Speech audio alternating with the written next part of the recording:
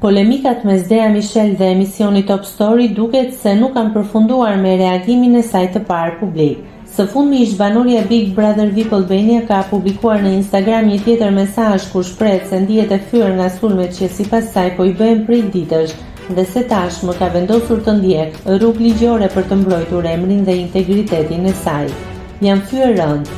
Ju siguroj që jam duke ndjekur të gjitha rrugët ligjore për të ruajtur emrin dhe integritetin tim.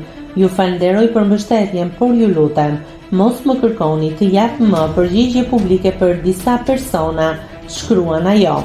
Në një tjetër publikim, Dea ka shpërndar një koment që është bërë nga kryeredaktori dhe regjizori i emisionit, personi që ajo pretendon se i kishte bërë më herët ftesë për të qenë pjesë e programit. Sipas Deas, komenti është fshirë menjëherë pas publikimit, por ajo pretendon se përmbajtja e tij përforcon bindjen e saj se diskutimet dhe kritikat ndaj saj nuk kanë qenë të rastësishme.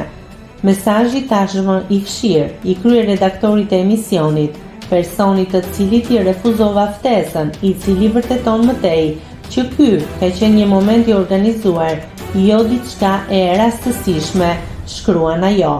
Mëtej blogerja shprehet se nuk po reagon për të kërkuar vëmendje apo për t'u paraqitur si viktimë, por për të mbrojtur reputacionin e saj publik.